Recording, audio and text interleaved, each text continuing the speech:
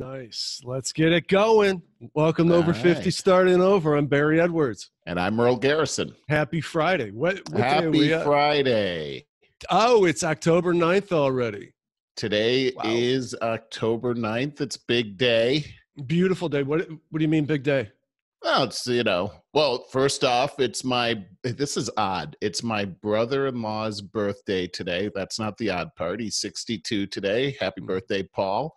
Yes. Today is also the homecoming for my father. My father passed away on this day all those years ago in the 1990s.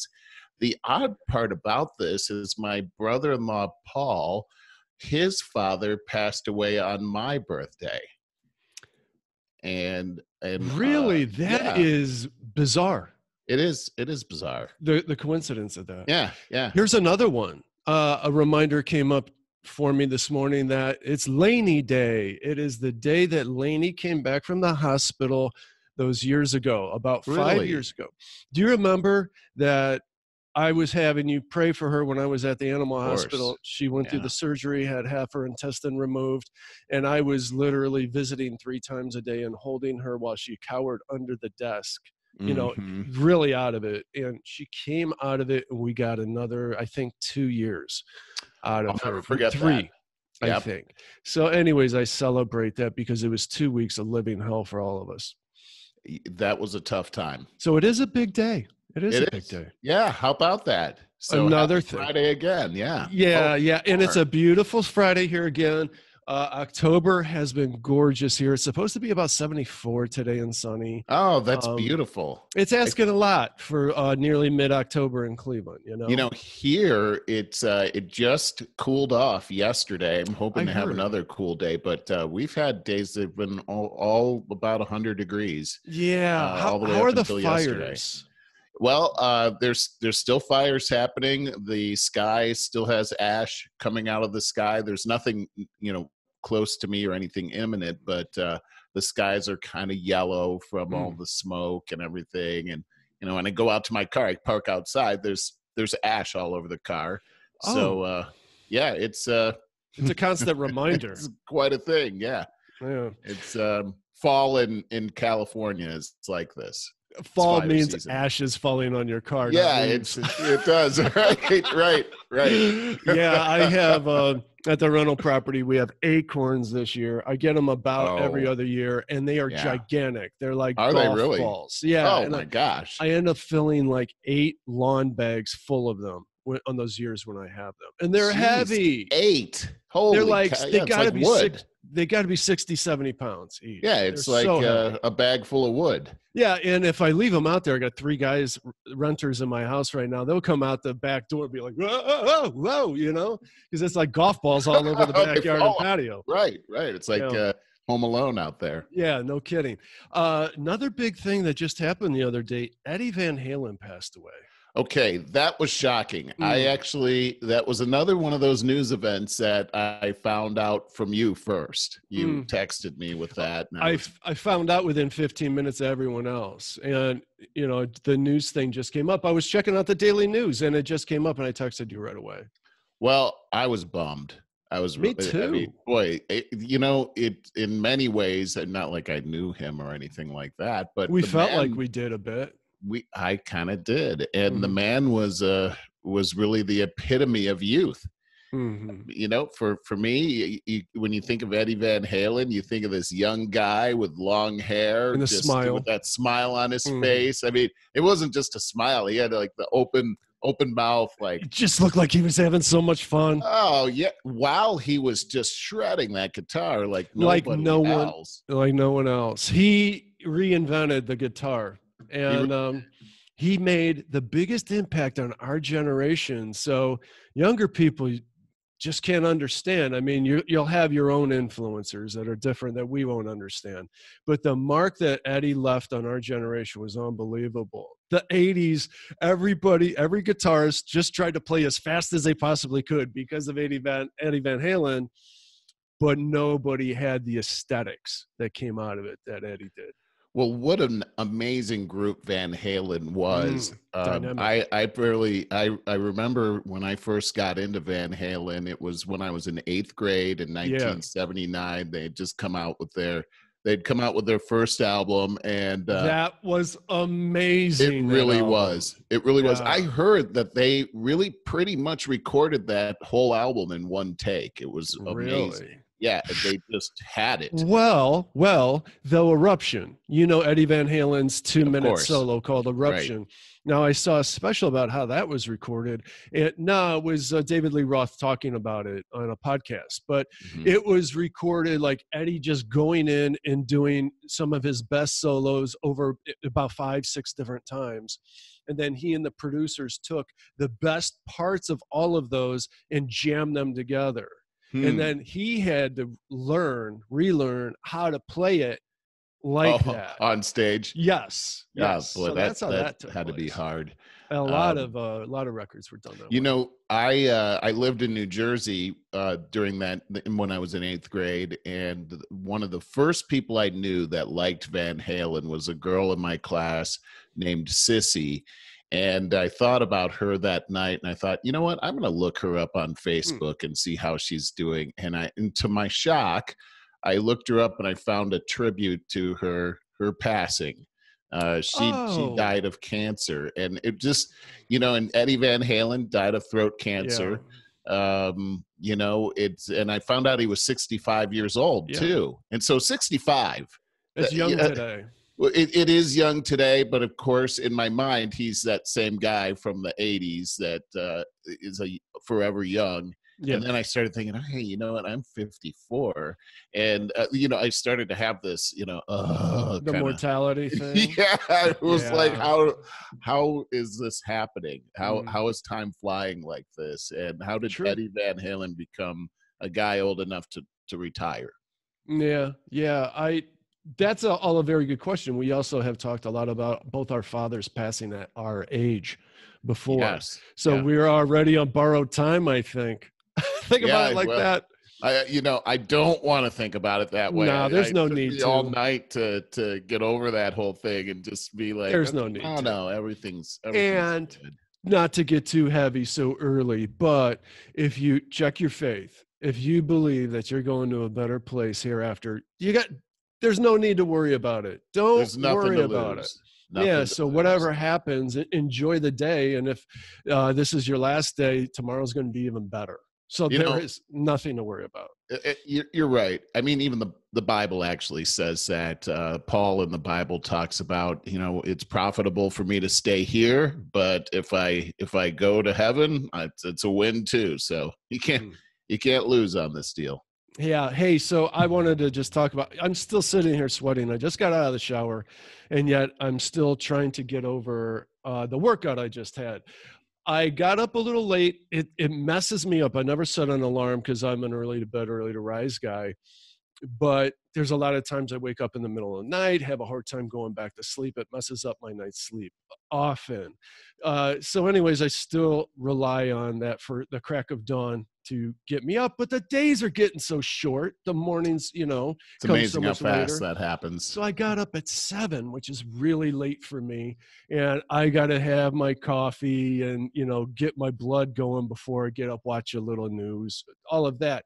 So I usually go to the gym, and I really like to go to the gym before the podcast, so it just clears the cobwebs and I'm ready to go. I didn't have time for that, so I've revisited an old friend, The Body Project, that YouTube video that I was doing at the beginning of COVID. And I do the advanced HIIT, as in HIIT, stands for high intensive interval training, fat burning cardio workout.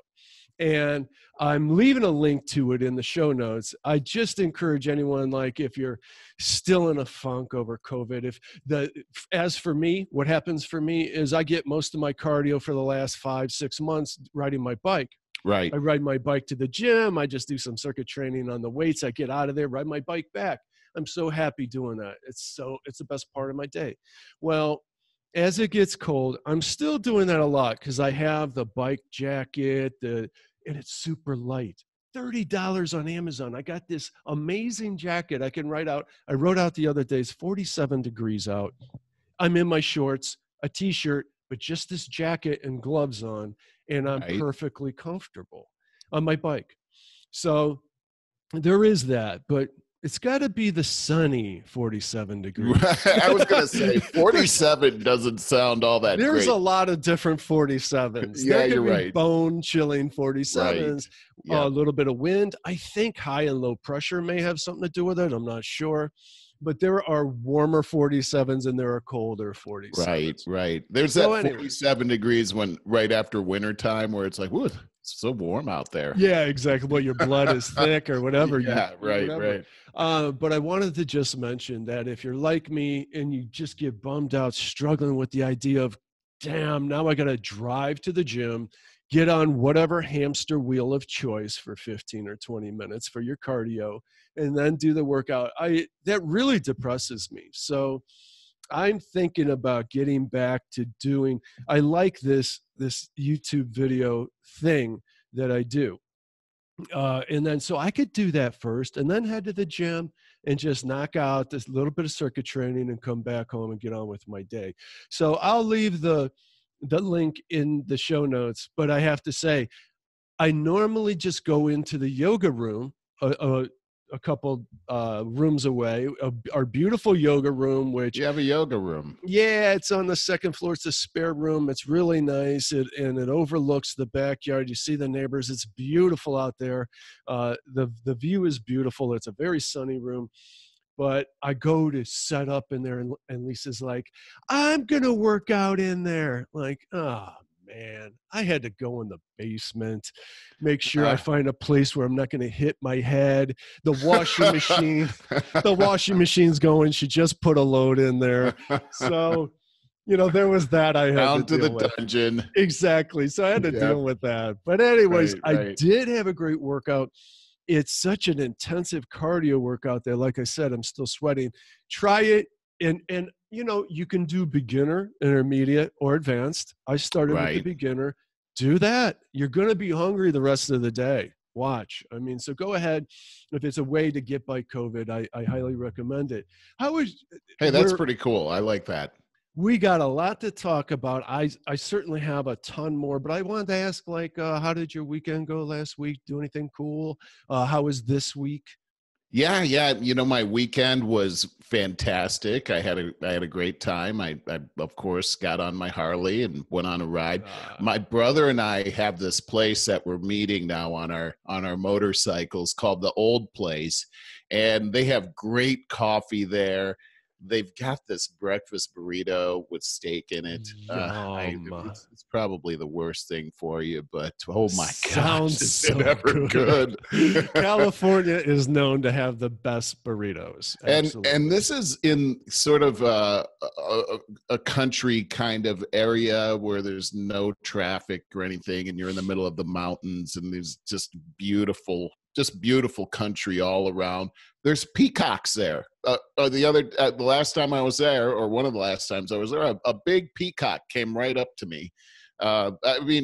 It's a surreal place. So a wild peacock? They're not wild. I guess somebody owns them. But one day I was riding my motorcycle by there, and a peacock came right out into the street, and I thought I was hallucinating. Like, what is it? There's a peacock right here. Anyway, so yeah, we did that. I had then we had a guitar session after that. Nice. Which was great. And Anne Marie's still on vacation, right? She is, actually. So I've been on my own. I miss her a great deal. She's going to be gone for another few days, so it'll be 2 weeks total that she will have been gone. What are you eating? Mac and cheese and peanut butter and jelly sandwiches? No, not. I've been doing pretty good, actually. Yeah? But I have had some definitely ordered out a few times more than I normally would. But I've been having some really great meals. It has not been all fast food or anything like that. I went grocery shopping yesterday. Look at you, big boy. Yeah. Taking care of business over here.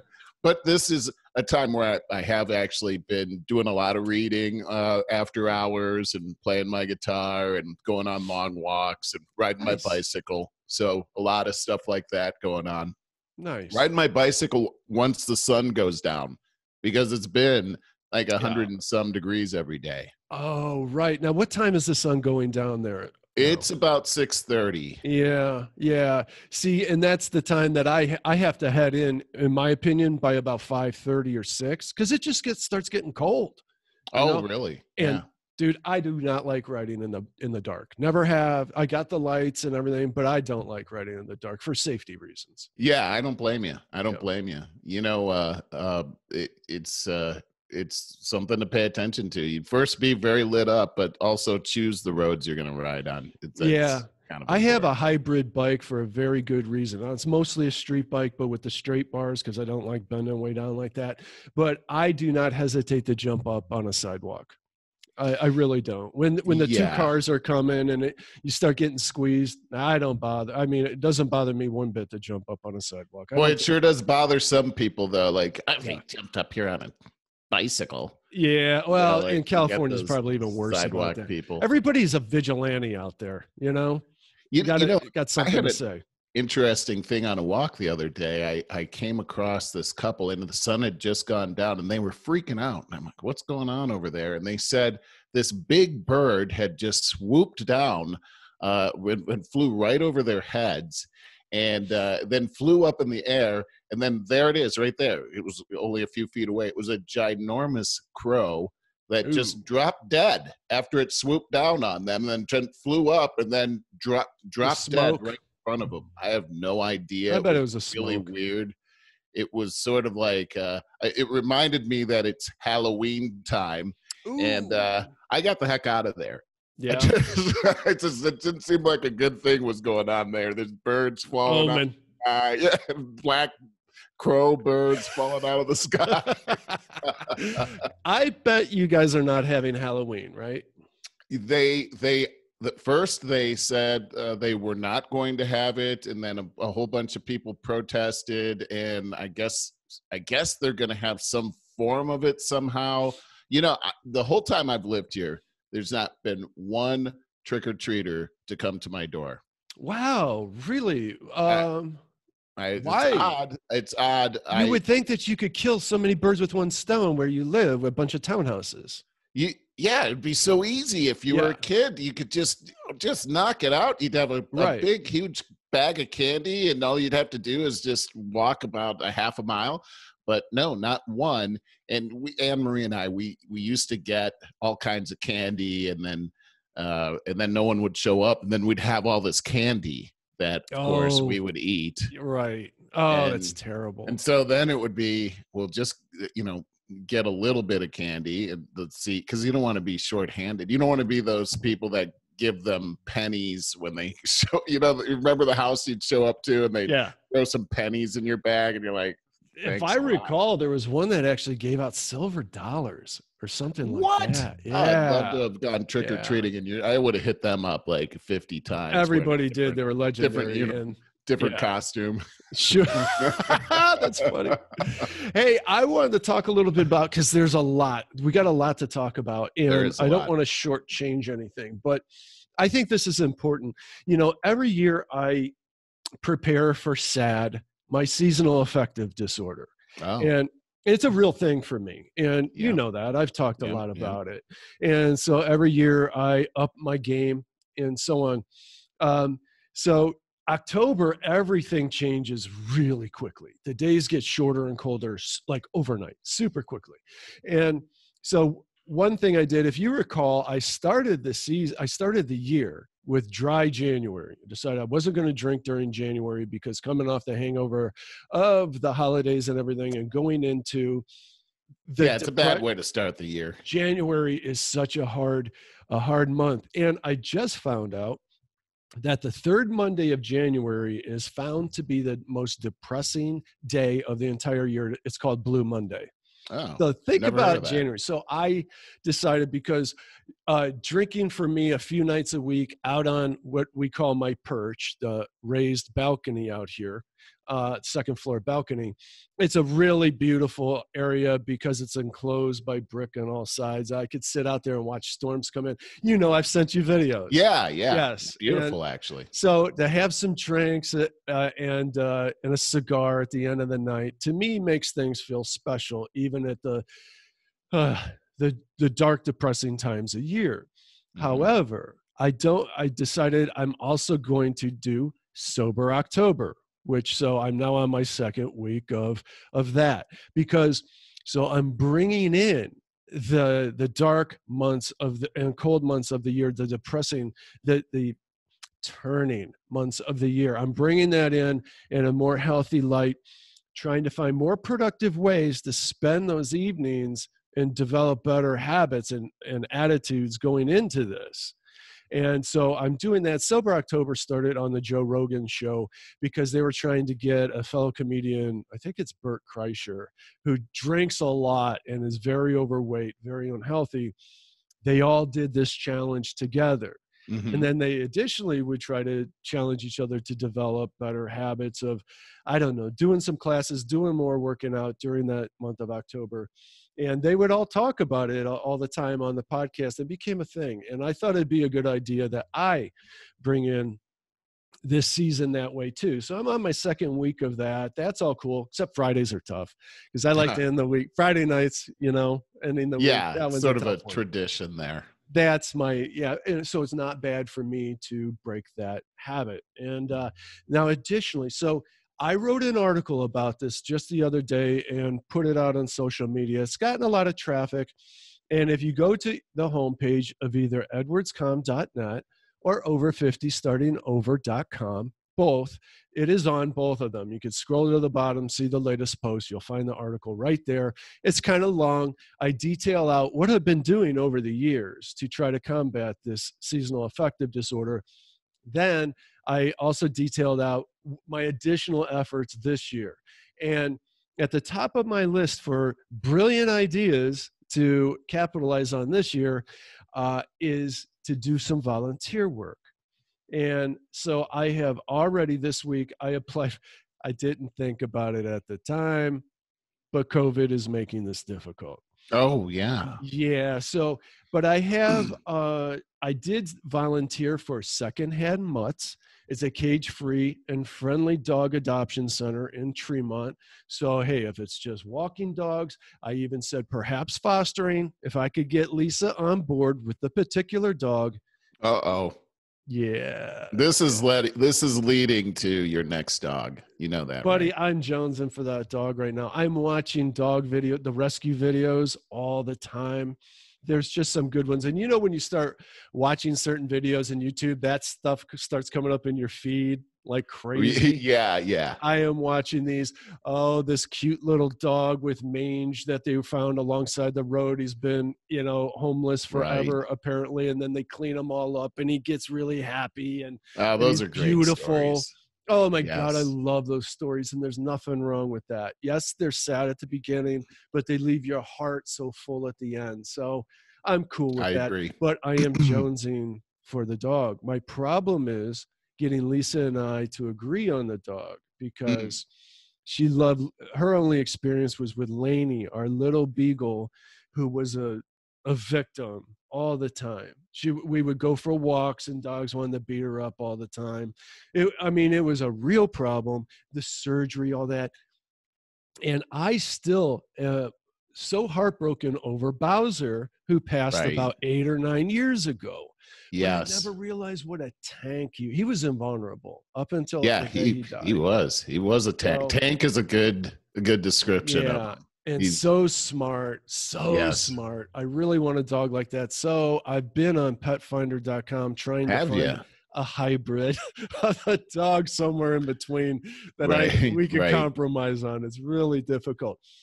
Okay, volunteer work. So another thing I did is I volunteered for the Nature Center at Shaker Lakes.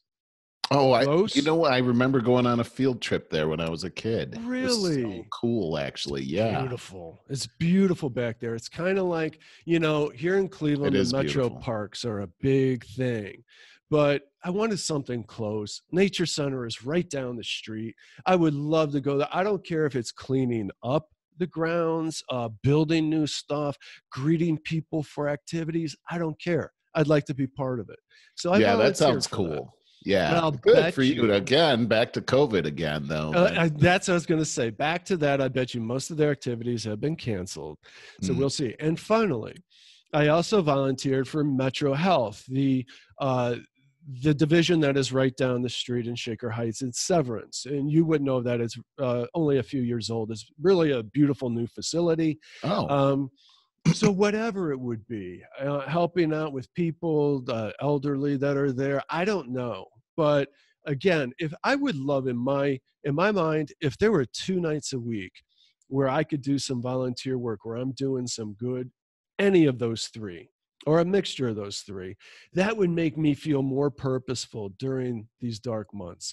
And I'm going to mention, so if you go and look up my article, you'll see things that I've done in the past, like Toastmasters.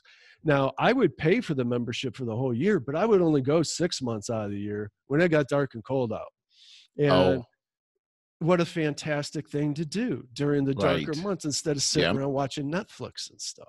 Yeah, I agree. I agree. Well, and this all goes together with what you were talking about, the blues that you get when it comes to this type of year.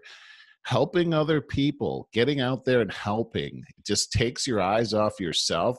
I think there's some kind of dopamine that happens inside of Absolutely. your head that just gives you that kind of joy that you're looking for. So kudos to you for doing that, Barry. Thank you. We've mentioned that before. If you're suffering Yeah. from depression, you actually go and seek some clinical help. One of the first things they're going to tell you is to go help someone.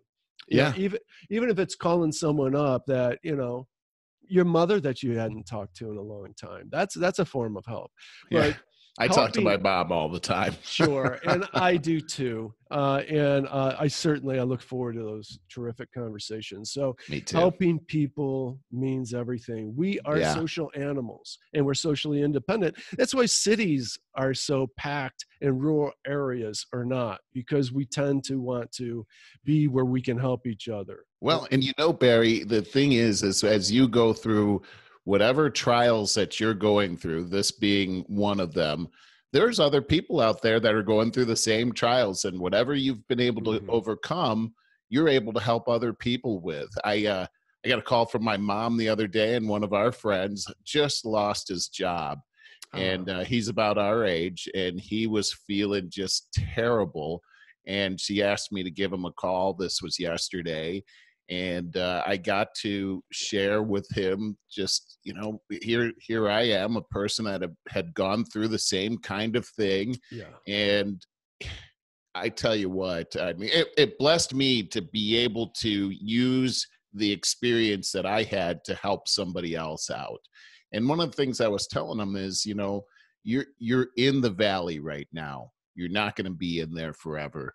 This is going to be something that we're going to look back on this, and we're going to laugh so hard that we'll probably cry for joy. But I just really believe that it's in the valley that you earn your wings, and you're going to be on the mountaintop again very soon. But embrace where you are, because there are going to be things that you're going to learn. This is how you earn the wings. There's going to be things that you're going to learn during this time that are going to be very important to you for the next thing that you're moving on to. And you're going to look back and you're going to say, I'm almost glad that happened, because if that hadn't happened, I wouldn't have ended up where I am right now. And, I'm only saying that because that's exactly what's happened to me every time I've gone through a valley experience. It's exactly what's happened. But you have to be conscious of that while you're going through that. And also, your emotions are legitimate. They happen. They're natural. You don't want to be feeling bad or crying. I cried several times, by the way, during those times. But you're going to get through those. Your emotions aren't necessarily the reality of where you're heading. Just take it for what it is, and realize that you know, when you get on the other side of this, you'll have other emotions that are going to far outweigh the dark emotions that you have right now. So we got to pray together about it and everything. And, you know, I know that good things are going to happen for my friend Al Hees, and he's going to be just fine. I love what you just shared there. We've talked about that in different ways before, and we talk about the power of failure. And because failure is, and I say that because it feels you're going to fight the, your friend is going through the emotional battle of feeling like there's a big failure right here, and trying to turn that into a victory, a success, which is one hell of a internal struggle. And what you said is so important, is that when we're in the valley, that is the time when we battle our emotions. You'll have a breakdown. You will cry. It's fine. Pick yourself back up. Remember what's his name's video about good? This happened. This horrible thing happened to me. Good. Oh yeah, yeah. And now That I is a can't. powerful video. I forgot the guy's name. Jocko Wilkins. Oh wow. And Good recall. and that's what it's about. You will learn, you have to learn valuable lessons in tenaciousness when you're in the valleys. I know that I go through that, being self-employed my entire life. I go through periods where I feel like I failed, I'm in the wrong career, technology outpaced me, the world passed me by. And you know what that is? That's gut check time. It's time to brush up on my skills. It's time to find another avenue to open up opportunities, and it works every time.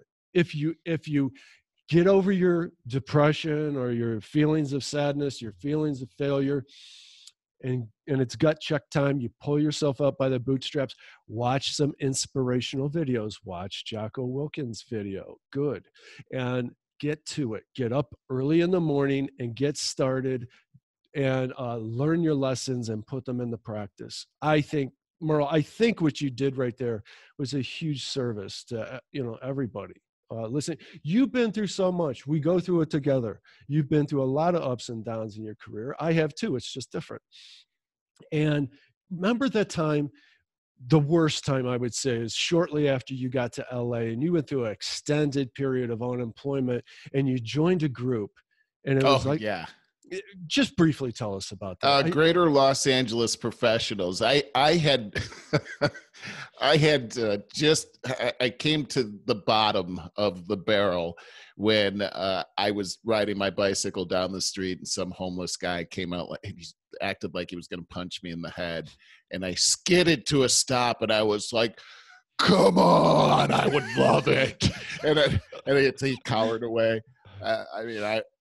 And then I came to myself. I'm like, what am I doing? I'm just going to beat up a homeless guy although he deserved it. But anyway, I realized that I needed some help, and I there was something wrong there. So I coincidentally, I came across the name of this group called Greater Los Angeles Professionals. And it turned out that this group was all about professionals in the area that were unemployed, that were coming together on a biweekly basis to help each other out, to help find employment. And I got involved in this group, and within a week they made me the president of the group. There was about 35 people there. I murmured under my breath. They were saying, well, our president is leaving and we need another president. And I said, no, I'd be president of that group. And so, Merle's going to do it. Suddenly I was the president of this group. It was one of the most wonderful times. I met so many people. We helped so many people over a several month period of time find jobs. And it was when somebody was able to find a job, it was almost like I had just found a job. Every single time I cried for joy for people. We prayed over them. We lifted them up. We had tips for each other on how to keep yourself motivated and how to keep moving forward. And then finally, one day I found a job using all of the same techniques that we had been teaching and all. And I remember that last day, as I was saying goodbye to everyone, it was almost like I don't want to leave, but to get my job, actually. I get it. And I've stayed in touch with them. That was many years ago, but I've stayed in touch with many of them. And it just goes to show you that whole thing is when you're in trouble, Help go, people. go get help and help others. That's don't let yourself be an island, because that Oh, is that it's just like I always compare it to those wildlife documentaries where the one wildebeest that always gets eaten is the one that gets separated from the pack. And oh, don't right. let yourself get separated from the pack. Again, we're social animals. And so I even talk about when I'm helping clients build their business or niche down, redefine their business. Most of my clients are already established and are not finding the success that they want to find it, utilize online resources, which everybody should today for sure. And so a lot of what I do is help redefine their services, niche down on that. But it always comes back to a pep talk about how are you helping people? What happens with most of us is we get lost chasing the dollar, and then purpose drains from our lives, real purpose. So what we need to come back to is, what was your original intent? Why did you get into this in the first place? I worked with a hairdresser who very much, he lost a lot of his clients, his regulars, was not building up new ones at all. And it was this case. 30 years in the business, he was getting jaded. And his primary audience is middle-aged women. What an easy audience to massage if you keep your focus. And so what I told him is, look, these ladies could go anywhere to drop $100+ on their hair. They're going somewhere where they want to feel special for not just today, but at least a week or two to come. So I suggested, why don't you take pictures of them, ask them first, get their permission, take pictures of them, tell them how much more beautiful that they are and that you want to share this stuff on social media, make them feel like a Kardashian for a day. And that changes lives. They come in, a lot of these women will come in there because they're feeling down. They don't feel good. They want to feel better. It's Right. more about emotions than, getting their hair cut and colored is not going to really change their lives physically, but it will emotionally. Big time. So this is my point. Refind your passion behind your business. And how are you helping people? Concentrate on that. During this COVID period of time, I'm not charging for a lot of my work. I'll record it, I'll put it on my invoices, but there's a whole lot of zeros after because I'm in it with them. And we're all Yeah. struggling to climb back up this ladder. And I've never enjoyed my career more so. That's a pretty awesome thing, Barry. I love that. Well, it's not all about me. You know what? That's the whole thing, is once you realize it's not all about you, Right. then you're allowed to have happiness. And it's funny, the world we live in today, it really, all the advertising, really the news, the media, movies, all try to tell you it is all about you. Yeah, you're exactly right. You wonder, you don't have to wonder why we have so many unhappy people right now. Because they've been fooled into it's a great deception. They've been fooled into this, and even marketing. The things that they think are really all about them, all about other people, it's really all about them in disguise. So you're exactly right. It's a pretty crazy thing, and we're in this time. We're in a really interesting time with COVID-19 happening, and we're all isolated, and at least in certain areas of the country much more than others, where you're almost forced to think about yourself because I don't want to get this disease. Fear. I don't want this to happen. Fear causes you to think about yourself. Yes. And it causes that whole syndrome. It's all about you, and getting out there and helping somebody is really where it's at. It's the antidote. I was thinking about, gosh, if a traffic accident happened right in front of me and there were people laid out on the road, I'm sure that, one of the first thoughts almost everyone would have is, well, if I go out there and help, what if they have COVID? This is the type of environment that we're grooming right now, which I think is just a terrible thing. Totally. But we live in this time. I had a friend of mine who actually watches the show who really just had a moment of darkness. She's a nurse, and she was hearing about, President Trump got COVID last week, and thank God he's doing much better. But you got the news media, and you've got these people on social media that actually, people on social media were just openly talking about they wanted him to die. I know. And It's horrible. he was just insulted by this. She's like a critical care nurse. She was an ED nurse, and she talked about how she had nursed people that were just really bad people. Like, they were in there because they had killed somebody or killed a police officer, but never once did she wish ill on those people. She tried to heal those people, and seeing other people that had an opposite attitude just gave her a terrible outlook on the world. She was losing faith in humanity.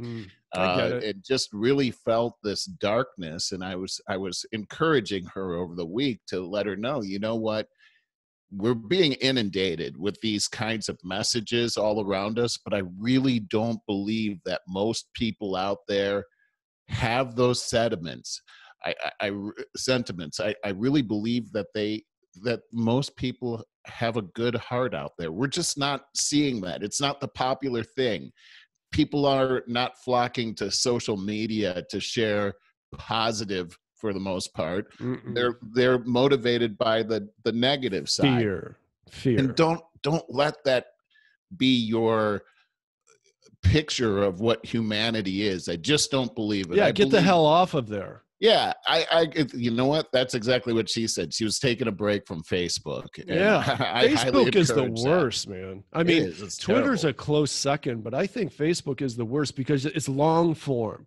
Twitter, at least, you only have something like 280 characters, I think, to put all of your negativity in. And that's it. So you can't even explain. You can't get too insidious about it.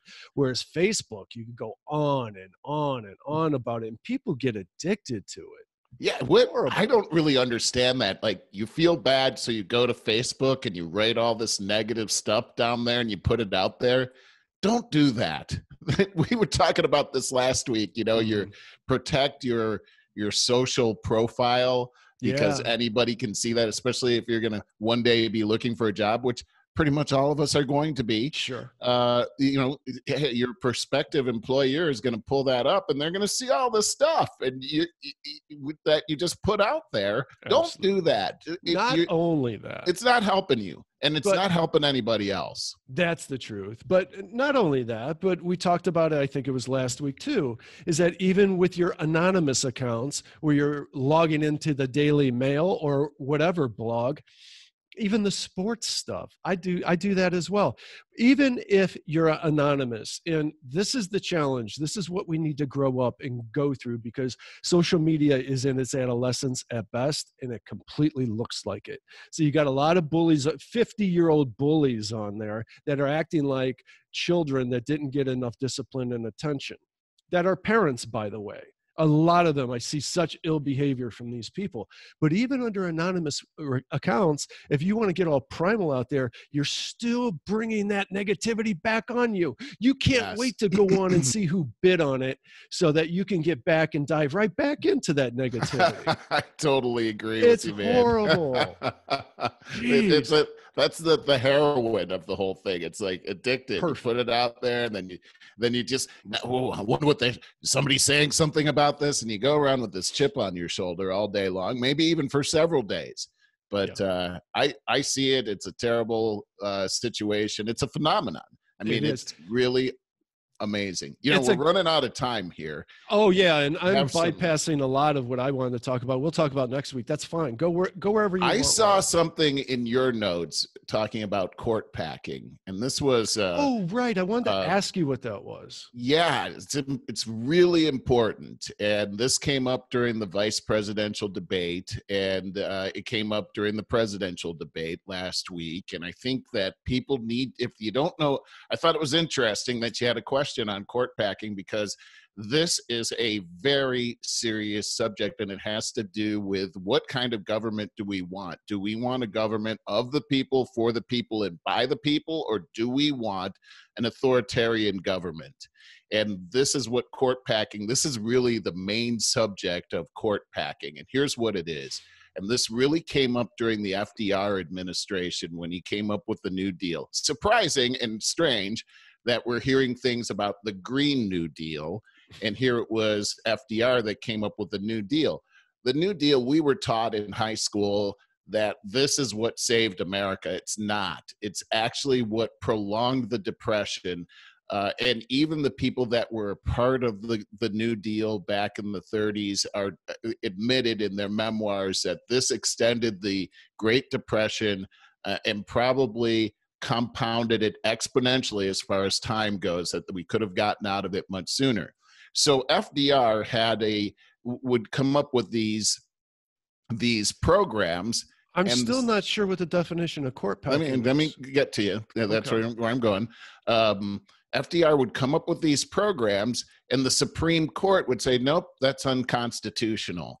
The Supreme Court is a 9-member court, and there's nothing in the Constitution that says how many people should be on the Supreme Court. But for the last 150 years, we've had 9 people. So FDR's idea, as he was running for president for another term, was he was going to pack the court and what this means is he was going to add an additional 5 or 6 members to the court that he picked, so that no matter what law he came up with or no matter what program he came up with, it would never be deemed by the Supreme Court as unconstitutional.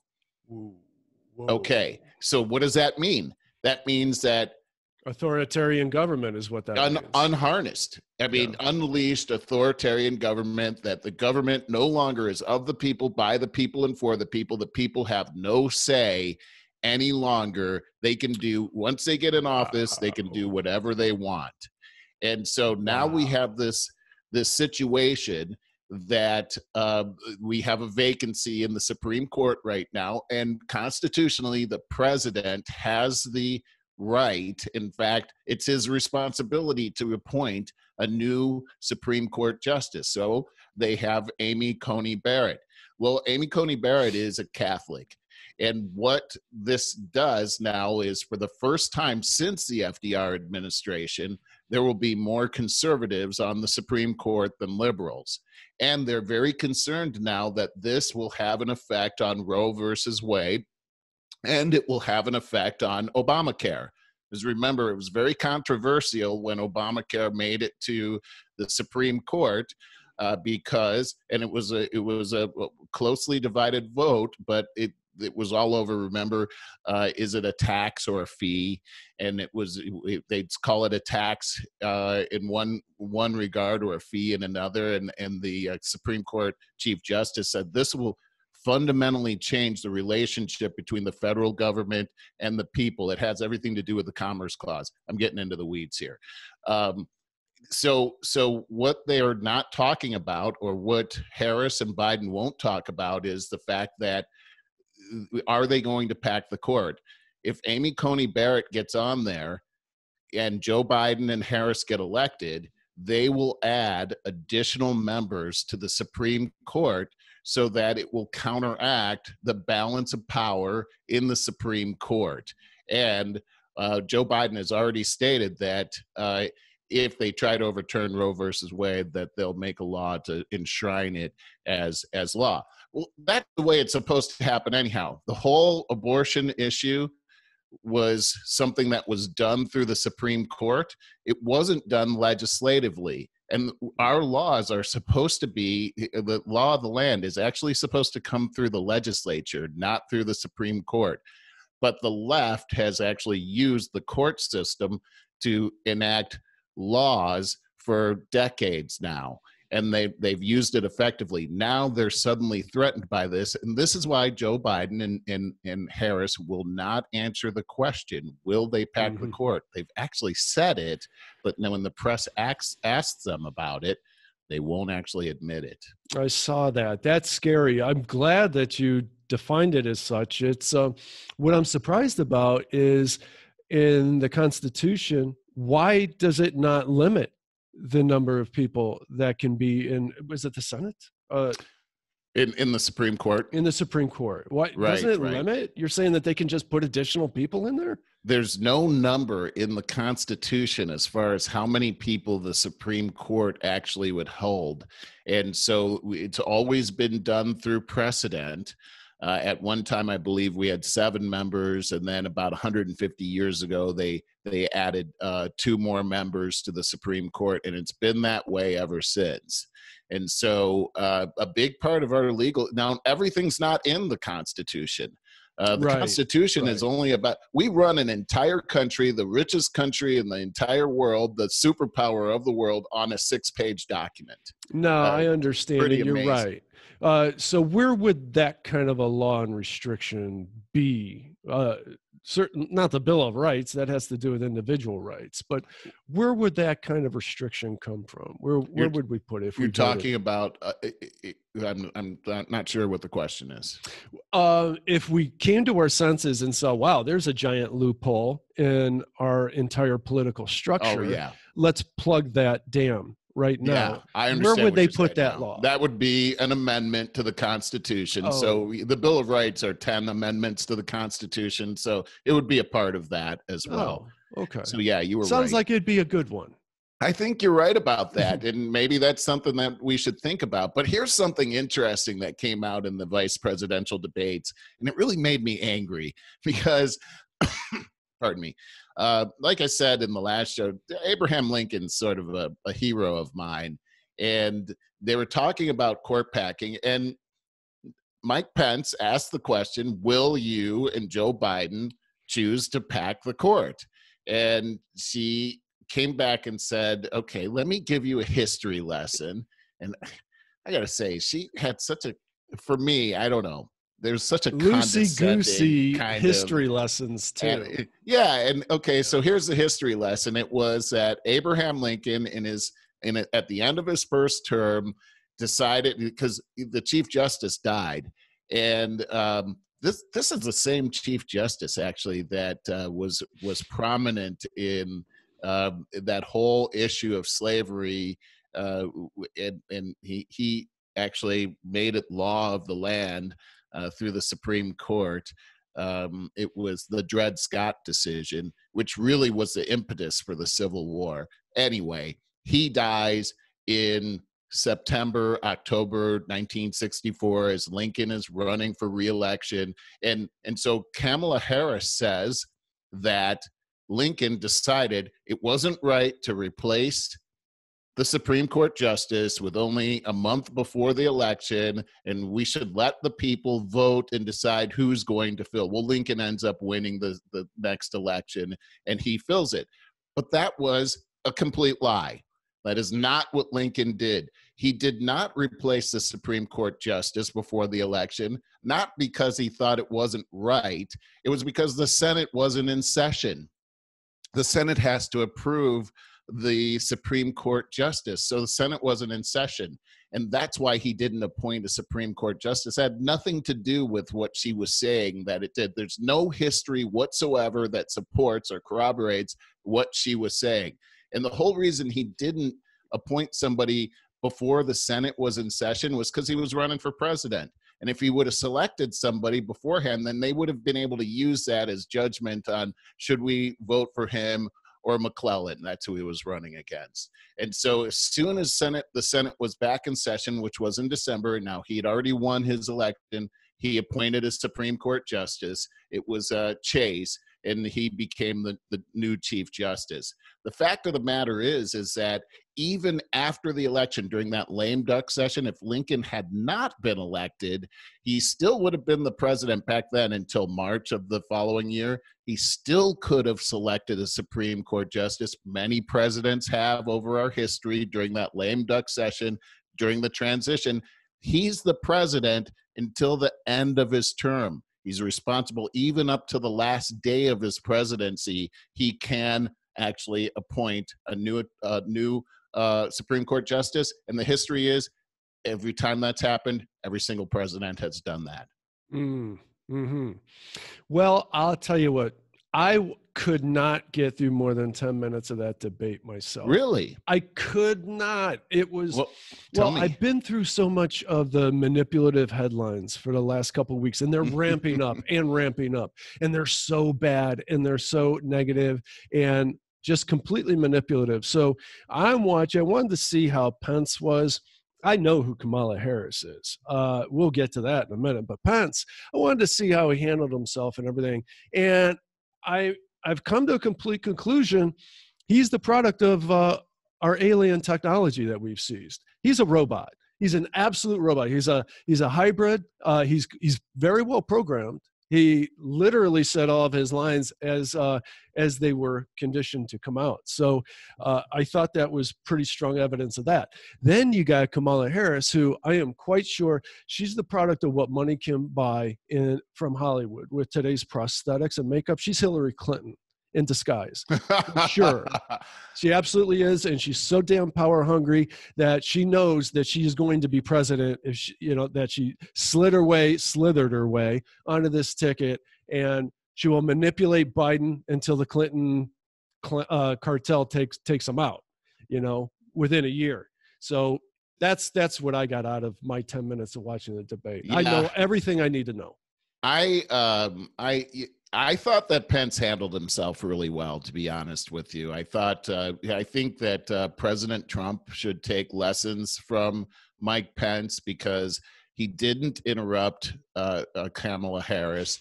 He waited until she was done and basically gave all the evidence that he needed in order to have a counterattack. He was polite. He wasn't rude. He had his facts together. He calmly stated those facts. He used emotion when he had to, but he wasn't outrageous. I actually didn't see him as a robot. I saw the whole thing. I thought he made some excellent points. I came out of that with, okay, so Biden, Harris, they're into packing and fracking. They wouldn't say that they would pack the courts, even though they admitted it before, and they wouldn't say that they would outlaw fracking, even though they both said that they would several times before that debate. We have it on video. Biden shifted, or Kamala shifted to something like, "Oh, we totally said it. We wouldn't do it on private land," something like that. It's crazy. And also the other thing was the taxing is that they brought up the Green New Deal. Oh, no, we're not into the Green New Deal. And even the moderator brought up, well, you have it on your website. How can you say that? I heard that she is co-writing a book for somebody, like maybe Kamala. I mean, she's so biased. There's such a conflict of interest, but I forget what it was. I'm not surprised. It does seem like there are certain things that are out there that the press is just protecting against. Here's something from Liz Wheeler. She's a reporter for one of these conservative news networks, but she said about the debate, your reminder that Kamala Harris supports late-term abortion, mandatory gun buyback, reparations, jailing people for marijuana while she still smokes it, repealing Trump tax cuts, abolishing private health insurance, and the Green New Deal. I mean, these are things that they should be asking directly questions about, and they get away with it every time. And they can lie in front of you. Like she brought up during the debate that Trump had said there's good people on both sides, referring to the KKK and white supremacists. But that's not, he said the quote, but he immediately said, I'm not talking about the white supremacists or the KKK. They should be condemned. He was talking about the people that wanted that statue of General Lee to be up there. And he called all Mexicans rapists and murderers. He did not say that. The first thing he did was a ban on Muslims. He did not do a ban on Muslims. That is not what happened. I mean, they get away with this kind of stuff. And I thought that Pence did a good job of not letting them get away with these kinds of things. I guess that's all I got to say about the debate. Anything else you got is absolutely fine by me. But Well, I just lost think that interest. it's important for Trump to be able to see that. And if they do have another debate, because that's in question now. It is. There was supposed to be a presidential debate next week. The debate commission just came back yesterday to say that, okay, it's going to be a virtual event. And now Trump is saying, well, that's a sham. You're going to keep Joe Biden in his basement. This isn't right. And they didn't consult the Trump administration. This is supposed to be a non-biased commission. They're not supposed to just rule like that. They're supposed to be able to work with both sides, because everything else they work on, the size of the podium, how far apart, everything, they all work and agree on these things. So I just really feel like, what's going on here? Well, unfortunately, I think Trump gave them their way out by saying that he wouldn't do a virtual debate. Well, he just came up with the coronavirus. He just handed them a stacked deck. So I don't know what he does with that. What he should do is just embrace it and run with it, because you said it before. Let Biden talk all he wants. He digs his own grave. I just don't think that he should back out. I agree with you on this. Yeah. Take it. Let him talk. Let him dig his own grave. Let's hear the answer to some of these questions, though, about the Green New Deal. He's got a $4 trillion tax plan that he's going to put into effect on day one. He's going to eliminate the tax cuts that Trump did. He's got a $2 trillion Green New Deal plan. I mean, we are going to see amazing taxes, not to mention some of these other things that are out there as well. The court packing thing is a huge thing. The fracking thing is a huge thing. These guys have a record that should be called into question here. Yeah. The thing about extreme taxes is you never see the benefit of it. So you could look in my immediate neighborhood, where the Heights is always the motto. The unofficial motto here is one tax hike away from utopia. Always one tax hike away from, and you never see a benefit from it. So you can keep raising them for the school system. It's always the school system that's being used. And here too. Never see any benefit. And that is with the entire state of California, why everyone is fleeing in droves right now. That's exactly right. Yeah, so let's not do it. Right. So we have gone 100 miles an hour in this podcast all over the place. And I think we got to just start going towards the lighter side of things and start winding up. I wanted to say that I had some thoughts this morning, something that I've always been impressed with my entire adult life. I call uninventive engineers. And what I mean by that is engineers have a certain way of thinking that they get stuck in, they get taken down one road. And we end up with things, Lisa knows I say this all the time, but the squeezable ketchup bottle, that is something that I've been like, oh my God, it took like 200 years or something for somebody to come up with, we should put that ketchup in a plastic bottle where you could squeeze it out. Remember the whole anticipation, right. Those commercials and stuff. Yeah, they made a whole commercial about it. Yeah. You're so angry about waiting for this this thick ketchup to come out of a glass bottle. It was a pain. I mean, think about it. That was the dark ages we lived in. For decades. And some genius finally came up with this, hey, let's put it in a plastic bottle. You can squeeze it out. Oh my God. How rich is that lives. guy right now? Right. Exactly. Then that even evolved into, like, I think it started with the shampoo bottles, where, every bottle, all those plastic bottles had the tapered at the top. And well, somebody figured out if you make it the same size all the way top, you can end up just storing it upside down, so you get the bottom of it at the top. It took decades. Yeah. I mean, that's only like 10 to 20 years old right there. Right. So how come we didn't think of this? This is my point. So it occurred to me this morning, I think one of the most ingenious, uninventive engineering acts of the modern age is the toilet paper holder. So for decades and decades, we've had that stupid plastic tube with the spring in it. Right. And what's the biggest problem? Oh, you didn't change the toilet paper on the toilet paper roll. Well, because it's a 3-step process. you know? And so now beautiful modern decor is simply like maybe an L-shaped wedge where the toilet paper roll just, you take off and on, like there's no effort whatsoever. It took decades. I feel like some engineer like finally went to visit an old lost relative in West Virginia or something and went to the outhouse, and there's like this bent up horseshoe nailed to the side of the wall. And they just stuck the toilet paper. And he's like, oh my God, this is ingenious. So anyways, hats off to the revolutionary uninventive engineers. And if you guys got any other examples of that, of us just getting lost in our stupid over technological solutions and how we simplify and make life easier, I'd love to hear about it. You know, I love that way of thinking. And I mean, there's probably about 100 things right in front of our faces right now that we could just do a very simple thing that would make us mega rich forever because we thought of this. My father used to tell me all the time that now, you know, think of something and make it easy and make it inexpensive. The guy that came up with the hula hoop is a millionaire right now. It's a circle.